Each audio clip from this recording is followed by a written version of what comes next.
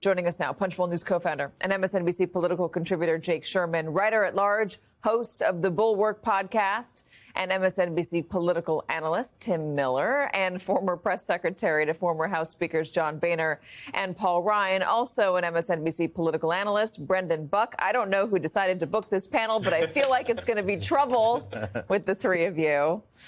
All right, let's talk about Congress. Jake, let's talk about Congress. Yes. Tom Tillis identified the problem. Tom Tillis, now, as I said, unshackled by the burden of re-election, more able to speak his mind, saying the obvious, which is that they created an Epstein monster and they cannot kill it because it is like the living dead. It will come back to life. For reasons you're right, for reasons that are not entirely clear to me, the House Republican leadership and the White House have decided to let the story go on and on and on. How do they put it to bed? I don't know the answer to that, but they Couldn't they just vote on it and then have to say DOJ is going to look into this? It'll take 6 months, you know. They could. Yes, they could and they should. But they're going to come back in September. And there's going to be this discharge petition laying out there by Tom Massie, who has been scorned by Trump. And I think it's going to be a mess. I think this is... It's not just Massie, though. It's Comer. It's Tim Burchett. Tim Burchett said, well, I don't want to describe it. Let me just play what Tim Burchett said about Epstein and what he compares it to. You got the Maxwell subpoena out. Is that enough for you? No, it's never going to be enough. This town has a history of lying and covering it up. Again, Kennedy assassination, Oswald's supposed to have shot Kennedy from the front and the back. They found a bullet with a lead jacket that's unscathed on a gurney in a hospital, and nobody asked questions about it. It's over 60 years ago. This town has a history of lying, and I just want to get to the bottom of it. That's all I want, and that's why I want to call her in. I think it's a good start. And what about the Speaker sending everybody home rather than having a vote? Well, I guess we're getting tired of these 2-hour work weeks up here. That's all we've ever done. The Democrats in power, we're in power. I'm sick of it. I came here to work. I mean, come on, that's a lot. I mean, that's a Republican member.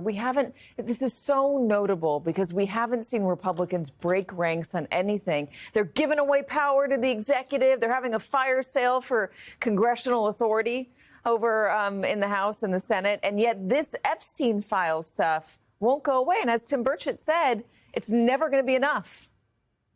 No, it isn't. And it's weird, obviously. We can just say it. It is weird that the Epstein death is the one thing that has House Republicans breaking with the administration on, not like abducting people and sending them to foreign countries. I mean, there could be many things, cuts to Medicaid that their own voters rely on. But it kind of was on my bingo card, I guess. So it's weird. We can acknowledge that it's weird. But here's why it is. It's simple. It's bottom up. Like, Trump's whole power this whole time has been bottom up. Like, he's had no, real organized political power in D.C. the way guys used to cover did, like John Boehner or any of these guys. His powers come from the voters. And the voters have been told for a decade that they are going to get the big bad elites that were in cahoots with this guy, that were either covering up or involved themselves in child sex trafficking. And they are not going to be satisfied with just, oh, wait, never mind, guys, we're just going to move on tomorrow. And so it's Tim Burchett's constituents that are going to let him distance himself. That's what I was going to ask, Brendan. Is this the Tim Burchetts, the Marjorie Taylor Greens, the Thomas Massies that are pushing this, or is it their voters who are pushing this? Well, it's obviously their voters, and the way you can tell is every one of these members, Tim Burchett didn't need to inject himself into this, but he subpoenaed Maxwell because he needed to have a piece of it. This is one of those rare issues. I remember back when Obamacare passed, we had to keep voting on that every Congress because every member needed to be, even new members, needed to go back and say that they had done something on it. And this is one of those situations where everyone needs some kind of cover, something that they're doing to get to the bottom of this so that they can walk through their district without getting harassed. This is not a huge issue for the country at large, but it's probably a huge issue for some of the loudest people in these people's districts who are going to come up to them and have some really uncomfortable conversations. Members of Congress hate that kind of thing. So they need something that they can point to, something they can talk to. And that's why you have another one of these situations that I know well, where the speaker gets stuck between what's good for his members and what does Donald Trump want? And very clearly here, Donald Trump didn't want him putting something right on his desk, poking the finger at him. And so he sided with Trump, got them out of there, and leaving them sort of twisting in the wind for 6 weeks. Jake? The key player that we need to talk about here is Mike Johnson, who, unlike John Boehner, unlike Nancy Pelosi, unlike Paul Ryan, and unlike Kevin McCarthy, Mike Johnson had no power base when he became the speaker. Zero. No one even knew who the guy was. I mean, that's an exaggeration, but his power comes from Donald Trump.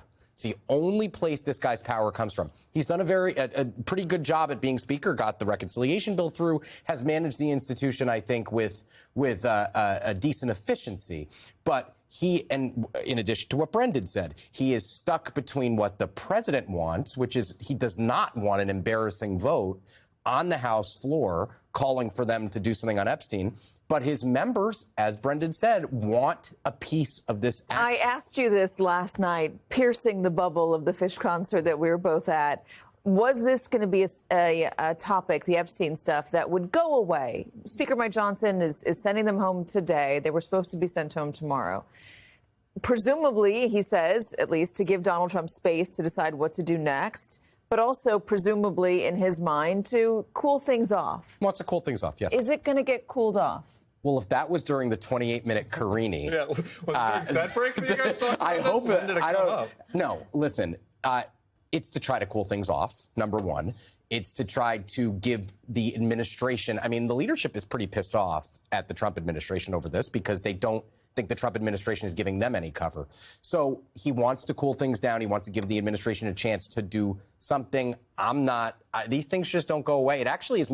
It gets worse every day, I would say. I don't know if you agree, Tim and Brendan, but it gets worse every single day. I would say Epstein didn't come up at the Oasis concert in Manchester I was at, but so they're a little more on point than Fish, a little less noodly. But look, I think it's a decent bet to say that it could cool off in 6 weeks. I don't know. It's right? like Is it not a good the bet? beginning of Harry Hood. You do the chorus, and then you have a 15-minute musical interlude where you get lost. You don't know what song you're in, and then suddenly you're back to the Harry Hood lyrics, and you end with a crescendo. It could come back. It could come right back. That's true. Is that you like that? You like that? Okay, thank you. But it could disappear off into the ether. I guess my point is, who the hell knows in Donald Trump's world, right? Like 6 weeks ago, what were we talking about? Like things change. There could be some other controversy that comes up that distracts people. That's a decent bet. I don't think that's going to work here because of all the dynamics we've been talking about. But if you're Mike Johnson, why not give it 6 weeks, see what happens on the flip side, and maybe they can call Ghislaine Maxwell, and now he is in a real pickle. So, I don't know that it's a terrible bet. And then you're in the middle of a government funding fight at the end of the month where who the hell knows what's going to happen. Well, I mean, we can talk about that because we've seen some notable Democrats. In fact, it was on your podcast. Yeah. Senator Chris Murphy saying, why would I negotiate at all with any Republican when I could say, please give me this money, and you could say, yes, we're going to give you this money for this program, but then they're going to come back and rescind it later. Yeah. What do you say? It's like giving me, something and then coming back into my house later and stealing Trying it to in the middle steal of the it? night. Yeah, Christmas, like a thief Santa. I forget the analogy. But I don't think that the Democrats are going to want to play ball with them on this. They could run into the issue they did last time, which is, what do you ask for? Like when I asked Senator Murphy, it's like, okay, so if you're not going to support the shutdown, then what are you going to demand from them, as part of this negotiation? And he kind of throws out, undo some of the Medicaid cuts. But it's like there's no clear answer. So it's possible that they don't end up singing from the same hymn book. But they're not going to want to play ball with them. So it's going to be a tougher fight I don't think Schumer is going to give them the bailout like he did last time. So I think it'll be a tougher fight for Johnson. Brendan knows this well. He went through this with Boehner and with Ryan. You're not going to get Donald Trump to repeal any part of the bill he just passed. It's just not going to happen. Well, they could ask for an irrational request and then have the government shut down, but at least say that they had a request. I think that's all about the political dynamic. Brendan, jump in on this. And I want to ask you specifically about what we're seeing today in order to distract from all of this. We saw Tulsi Gabbard get up, the DNI, and try to say President Obama cheated in 2016. He was trying to interfere with Donald Trump's election in a criminal way. They're throwing around the word treason.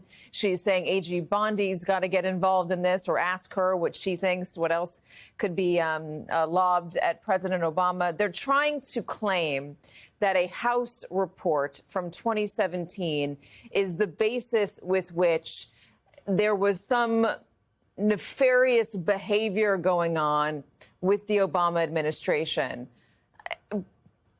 What I don't even know what to ask. What is going on here? It's been so many years since we put this to bed. There have been multiple investigations. There have been investigations into the investigators The Durham investigation was investigating the investigators, and he came out with no charges. So why bring this up now and expect that it's going to be enough of a distraction?